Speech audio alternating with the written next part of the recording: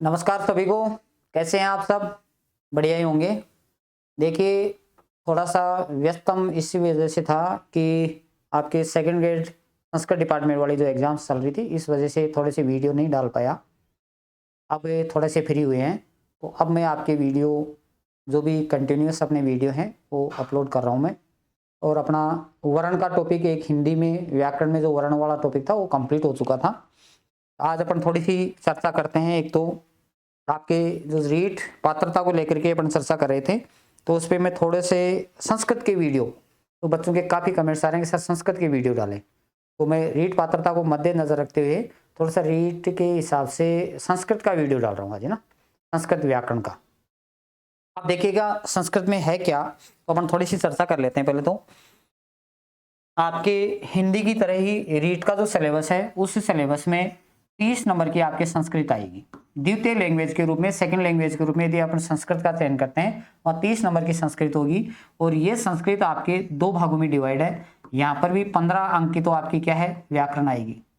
15 अंकों की तो व्याकरण है, और 15 अंक की यहाँ पर भी क्या है, शिक्षण विधियां, शिक्षण विधियां।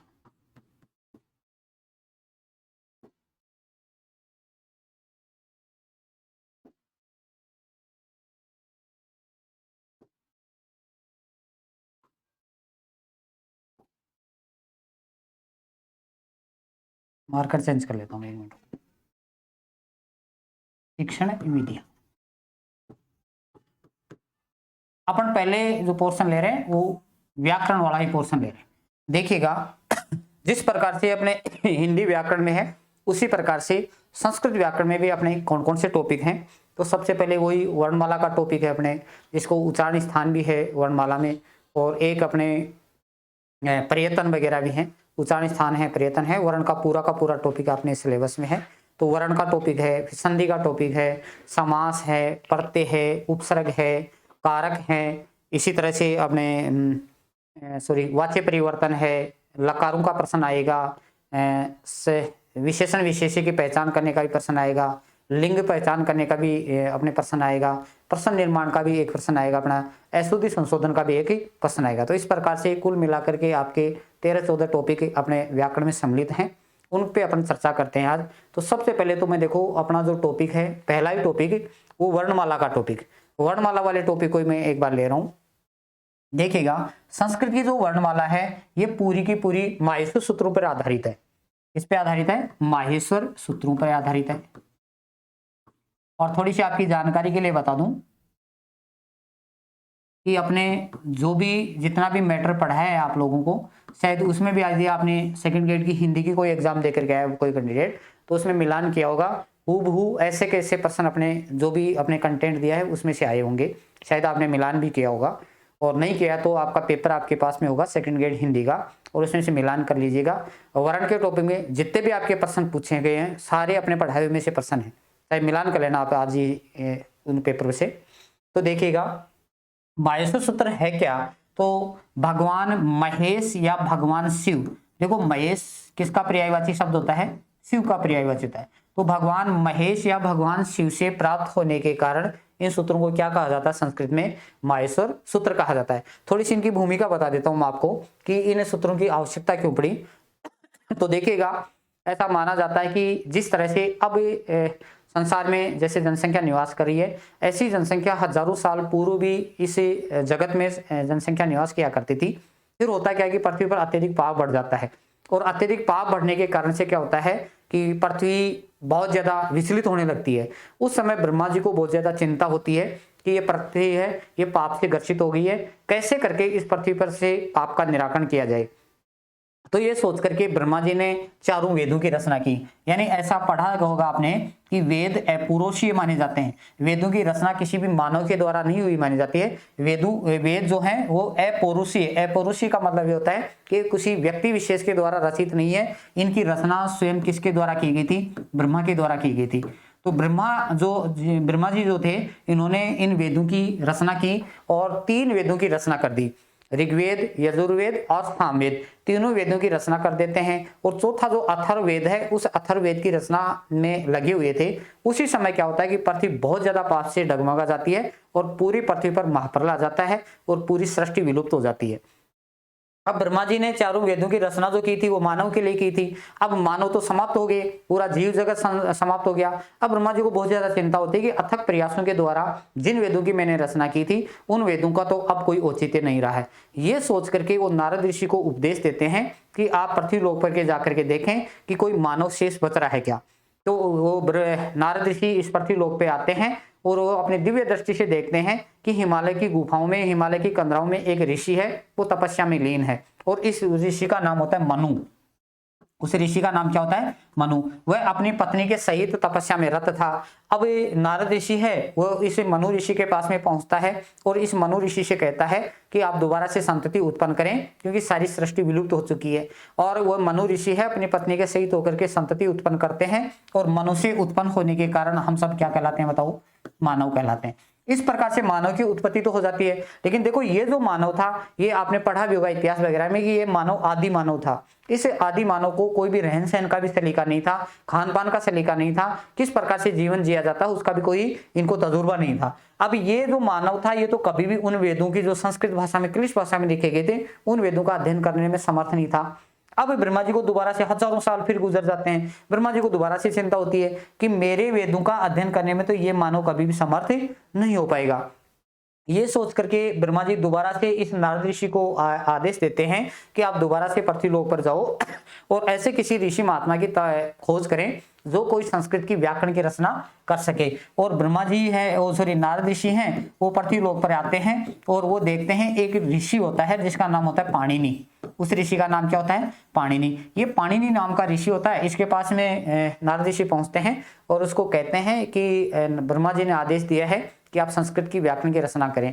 तो ये पाणिनि ऋषि भी यहाँ असमर्थता जाहिर करता है कि मुझे भी इतना ज्ञान नहीं है कि मैं संस्कृत की व्याकरण की रचना कर सकूं। तो इसको कहा जाता है कि आप शिव भगवान के पास में चले जाना और भगवान शिव है वो आपको ज्ञान प्रदान कर देंगे। और ऐसा सुनने में आता है कि ये पाणिनि ऋषि जिस समय भगवान शिव के पास में जाते हैं उस समय भगवान शिव है वो नृत्य कर रहे थे। और भगवान शिव का नृत्य याद रखना, आपको कौन सा नृत्य करते हैं?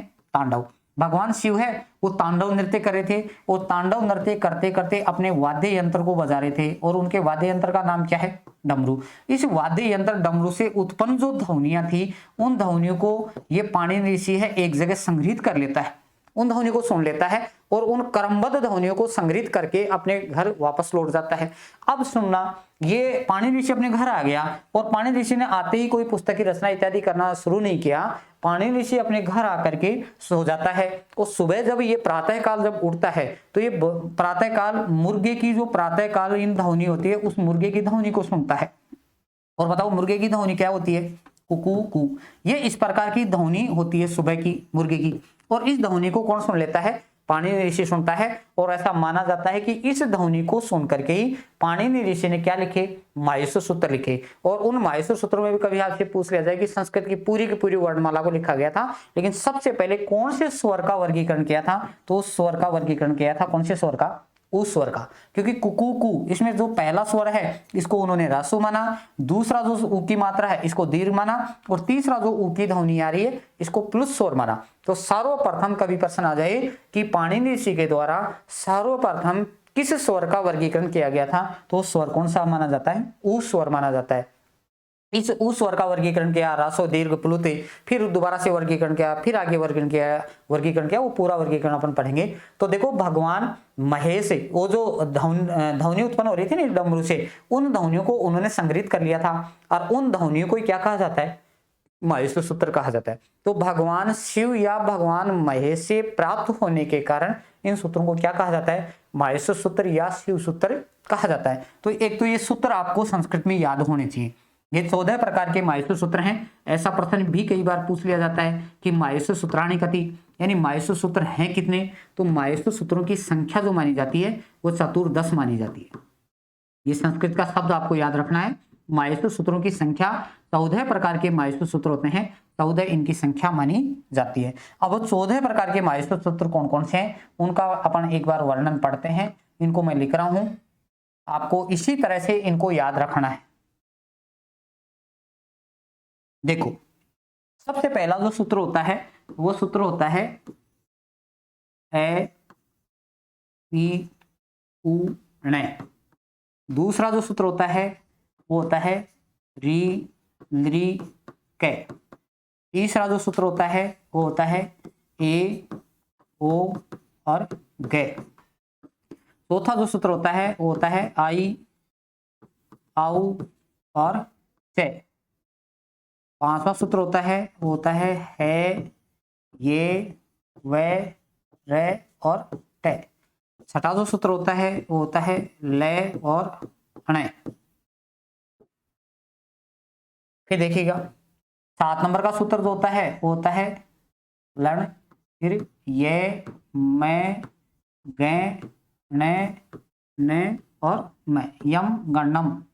8 नंबर का सूत्र होता है छे भे ये। 9 नंबर का सूत्र होता है है धे और से। 10 नंबर का सूत्र होता है खे सॉरी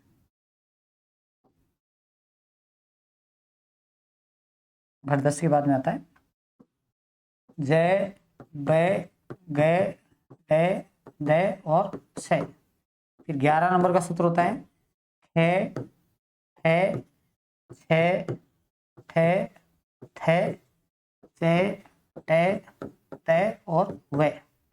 12 नंबर का सूत्र होता है के पे ये। 13 नंबर का सूत्र होता है से और रे। और देखो अंतिम सूत्र होता है 14 नंबर का, वो सूत्र होता है और ले।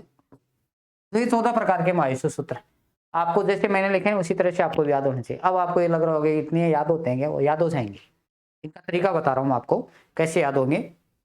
देखो, इनमें से या तो आप 2-2 सूत्र एक दिन के याद कर लें, क्योंकि संस्कृत की यदि आपको रीट में यदि नंबर लेने हैं तो इन मायूस सूत्रों को आपको याद ही करना पड़ेगा। इनका कोई शॉर्ट ट्रिक नहीं है, याद किए बिना काम चलेगा नहीं, क्योंकि आगे वाले जो टॉपिक हैं जैसे संधि समास प्रत्यय उपसर्ग वगैरह के भी वो भी इन्हीं सूत्रों पर आधारित है। तो ये सूत्र आपको याद होने चाहिए। पहली बात तो ये, पहली कंडीशन तो ये है। चाहे 2-2 सूत्र एक दिन के याद कर लो, जैसे 2 एक दिन याद कर लिए ए ई उण, फिर री लृ कै। दूसरे दिन इतना याद रखे छोड़ दो एक बार, फिर ए ओंग आई औ चे। तीसरे रोज इन चारों को एक साथ करो, ए ई उण री लृ कै ए ओंग आई औ चे। 4 हो गए, फिर 2 ले लो, फिर 2 ले लो। तो इस प्रकार से याद आपको करने पड़ेंगे, क्योंकि इनसे अपने को बनाने हैं प्रत्याहार, और प्रत्याहार का 1% निश्चित रूप से आपके आना है। तो ये 14 प्रकार के मायूस सूत्र हैं। अब देखो, इन मायूस सूत्रों में संस्कृत की क्या लिखी गई है? वर्णमाला। क्या लिखी गई है? वर्णमाला। उसी वर्णमाला पे मैं आज चर्चा कर रहा हूं। ये संपूर्ण संस्कृत की वर्णमाला इन्हीं 14 प्रकार के सूत्रों पर आधारित है। उस वर्णमाला को कैसे याद रखेंगे अपन? तो देखो, सबसे पहले ये बताओ कि स्वर आते हैं कि व्यंजन आते हैं? वर्णमाला में क्या आएंगे? स्वर और व्यंजन। तो सबसे पहले आते हैं स्वर। और देखो, यहां से 1 नंबर के सूत्र से लेकर के 4 नंबर तक का जो सूत्र है, इसमें संपूर्ण स्वरों को लिखा गया है। इनको याद करने का तरीका बता रहा हूं। 1 नंबर के सूत्र से लेकर के 4 नंबर तक का जो सूत्र है, इनमें संपूर्ण बताओ किसको लिखा गया है? स्वरों को लिखा गया है। और पूछा जाए कि अचह सौराहा क्या पढ़ा जाता है? अचह सौराहा। इस सूत्र के अनुसार संस्कृत वर्णमाला में स्वरों की संख्या कितनी होती है? तो देखो, अच प्रत्याहार में आने वाले सभी स्वर जो है, सभी वर्ण जो है वो क्या कहलाते हैं? स्वर कहलाते हैं। अब बनाएंगे अपन आगे वैसे प्रत्याहार भी। देखो, ए और आगे क्या लिखा हुआ है? च। यानी ऐसे लेकर के च के बीच में आने वाले सारे के सारे वर्ण क्या कहलाते हैं? अच। और अच में आने वाले सारे क्या कहलाते हैं? स्वर। तो देखो, पहले सूत्र से लेकर के 4 नंबर तक का जो सूत्र है, इसमें संपूर्ण किनको लिखा गया है? स्वरों को। और इन मायूस सूत्रों के अनुसार संस्कृत में मूल स्वरों की संख्या कितनी मानी जाती है? तो 9 ही मानी जाती है। तो कभी पूछा जाएगा सौराहा कति, सौराहा कति भवंती, तो इसका उत्तर देना है 9। क्या उत्तर देना आपको? 9, क्योंकि मूल स्वर संस्कृत भाषा में 9 ही माने जाते हैं। फिर 13 हो जाते हैं, फिर 21 और 22 हो जाते हैं, तो उनको भी अपन पढ़ेंगे। तो मूल स्वरों की संख्या कितनी बतानी है आपको? 9 ही बतानी है। 9 को संस्कृत में बताओ क्या कहा जाता है? नौ कहा जाता है।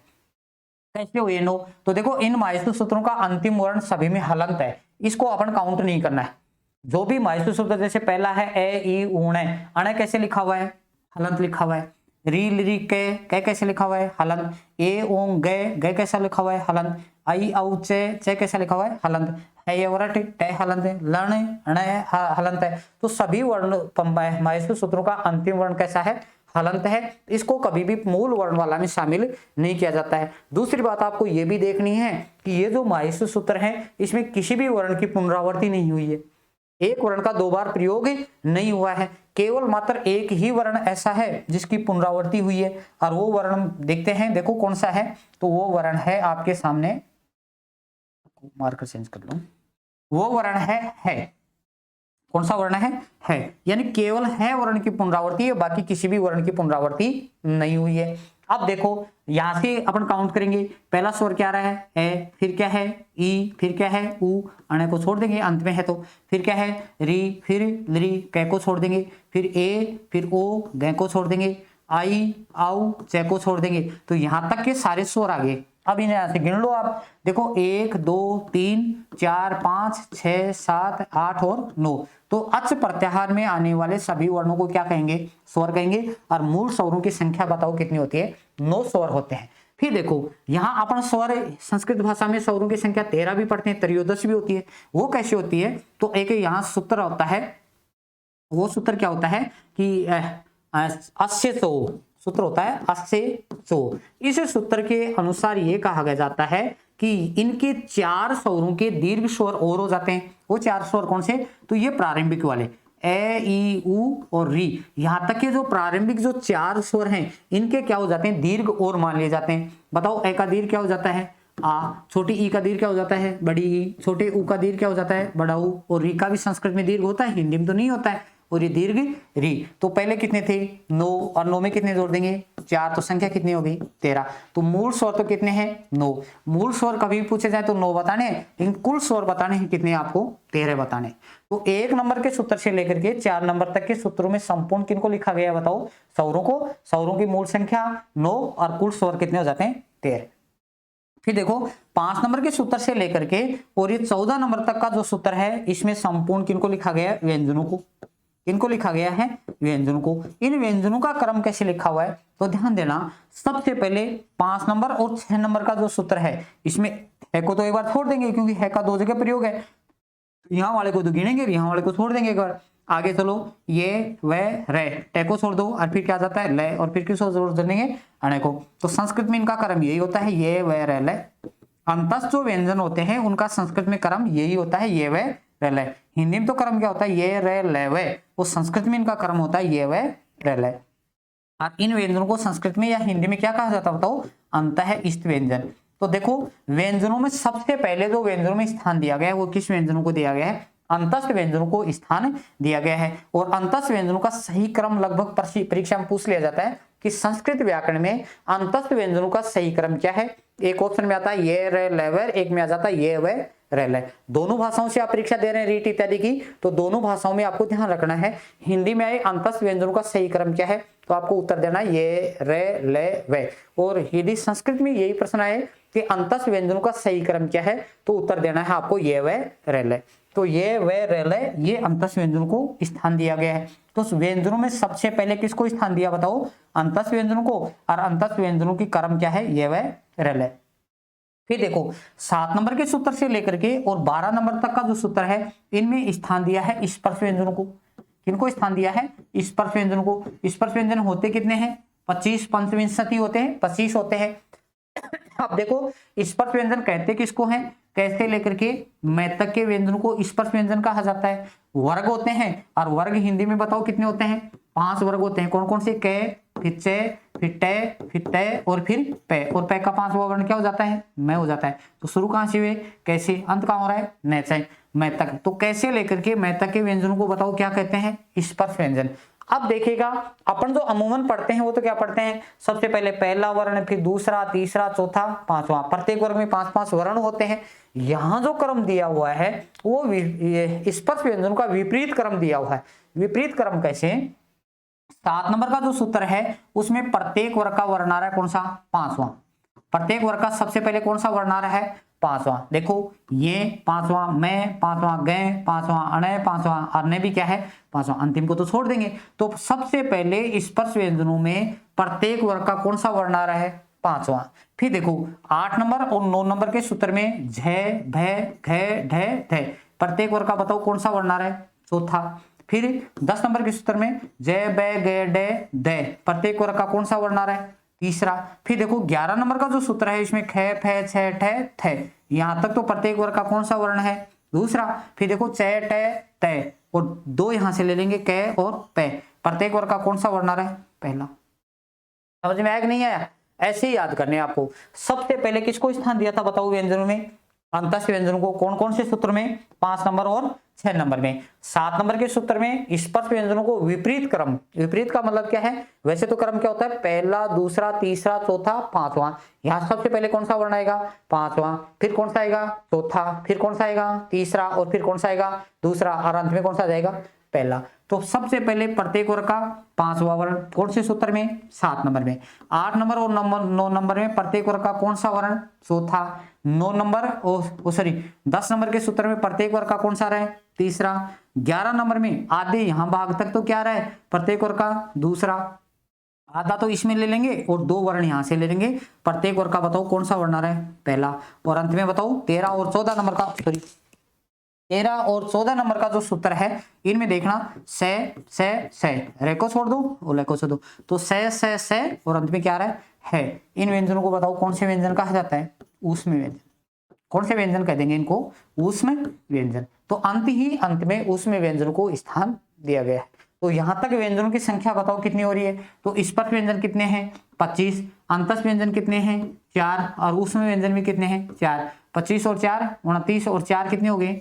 33। तो संस्कृत वर्णमाला में कुल व्यंजन कितने हैं? 33। 33 को संस्कृत में क्या कहा जाता है? त्रियो त्रिंशत कहा जाता है। 25 को क्या कहा जाता है? ये गिनती भी मैं सिखाऊंगा आपको एक दिन।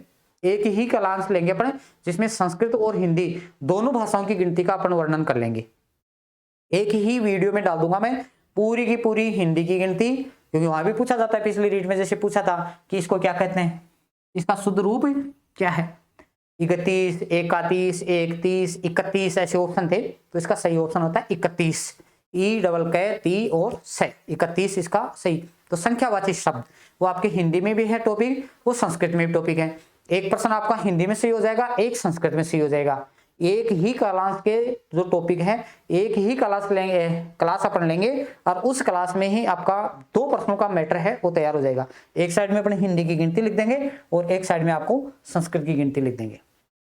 तो इनको 25 को जैसे क्या कहते हैं, 33 को क्या कहते हैं, 14 को क्या कहते हैं, जैसे अपन लिखा था ना चतुर्दश। चतुर्दश मतलब क्या है? 14, पंचविंशति 25, त्रिंशत 33। तो इस प्रकार से इनकी संख्याओं का प्रश्न आता है। तो यह इस प्रकार से व्यंजनों की संख्या कितनी है? 33 और स्वरों की संख्या कितनी है? मूल स्वर 9 और कुल स्वर 13। कुल स्वर और व्यंजनों को वर्णमाला कहते हैं। और वर्णमाला में देखो 33 में से 13 जोड़ेंगे तो संख्या कितनी हो जाती है? 46। तो मूल वर्णमाला में संख्या कितनी है? 46। अब यहाँ मूल वर्णमाला के अलावा भी अपन पढ़ेंगे कि संस्कृत व्याकरण में व्यंजन और स्वरों की कुल संख्या मिलाकर के 63 और 64, त्रिषष्टि व चतुष्षष्टि, ये भी रीट में प्रश्न आया हुआ है। कुल वर्णः पाणिनि शिक्षा मतानुसारेण संस्कृत वर्णमालायाम कुल वर्णः भवन्ति। कुल वर्ण कितने होते हैं? तो त्रिषष्टि व चतुष्षष्टि, 63 या 64 माने जाते हैं। तो उसका भी वर्णन अपन आगे पढ़ेंगे। कल के लिए मैं इतना ही आपको होमवर्क दे रहा हूँ। ये एक तो आपको माहेश्वर सूत्र आपको याद होने चाहिए, क्योंकि ये माहेश्वर सूत्र यदि आपके याद हैं तो कल अपन यहाँ से सीखेंगे प्रत्याहार बनाना। कौन से प्रत्याहार को जैसे बनाया था अभी मैंने, अच प्रत्याहार। तो ऐसे लेकर के च तक के वर्णों को क्या कहा जाता है? शॉर्ट रूप में अच कह दिया जाता है। तो ये प्रत्याहार होते क्या हैं, फिर प्रत्याहारों की बनाया कैसे जाता है, प्रत्याहारों की कुल संख्या कितनी होती है, प्रत्याहार कहाँ कहाँ अपने प्रयोग में लिए जाते हैं। जैसे अपन पढ़ते हैं यण संधि का सूत्र, क्या पढ़ते हैं? इको यणची, इक एक क्या है? प्रत्याहार। यण भी क्या है? प्रत्याहार। अच भी क्या है? प्रत्याहार। तो 3 प्रत्याहारों का एक सूत्र में प्रयोग हुआ है। तो इसका वर्णन अपन कल पढ़ेंगे। मैं आशा करता हूं कि ये सारे के सारे सूत्र आपको कल याद हो जाने चाहिए। यदि ये याद है तो कल मैं प्रत्याहार बनाना सिखा दूंगा। प्रत्याहार बनाने के बाद में अपन वर्णमाला को और जैसे 63 और 64 कैसे हो जाएंगे, स्वरों की संख्या 21 या 22 कैसे हो जाती है, एक विंशति व द्वाविंशति कैसे हो जाती है, और प्रत्याहारों की कुल संख्या में 42 कब होते हैं, 43 कब होते हैं और 44 प्रत्याहार कब कब बनाए जाते हैं, कैसे कैसे बनाए जाते हैं, बस इतना ही मैटर है इसमें। तो फिर अपन पढ़ेंगे स्वरों का वर्गीकरण और व्यंजनों का वर्गीकरण। स्वरों का वर्गीकरण कितने आधारों पर होगा, व्यंजनों का वर्गीकरण कितने आधारों पर होगा। वहां जाएगा अपना टॉपिक उच्चारण स्थान वाला।